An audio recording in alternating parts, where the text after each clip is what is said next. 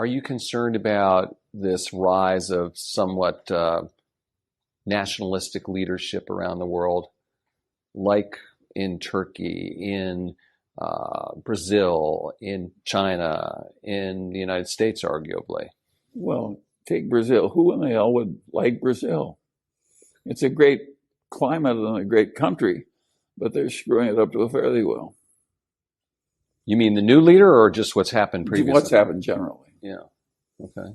So does that require a strong man to take over, though? Well, I don't think I've got deep knowledge on exactly what works well in the internal politics of every other country. Who would have guessed that the Chinese communists would improve their big country as much as they have in the last 30 years? That surprised you? Well, they didn't. The first 20 years, they had the Cultural Revolution. It was crazy. And now they have one of the greatest success records in the history of mankind. I don't know about you, but I did not predict it. I didn't. But what? So what is the secret to China's success then? They copied Singapore.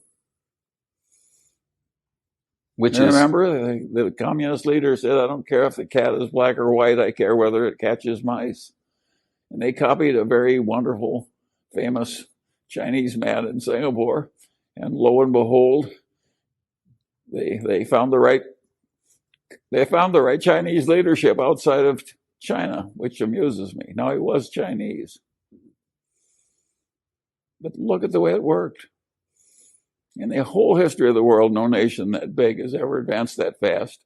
And they did it by having a bunch of poor people save half their income.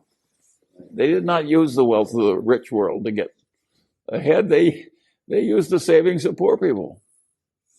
I am a huge admirer of what the Chinese have accomplished. And if you ask me who is the one man who did the most for China, it was Lee Kuan Yew of Singapore. They copied him. Are you still sanguine about the future for China right now? There's a lot of concerns about slowing growth and leverage in the system.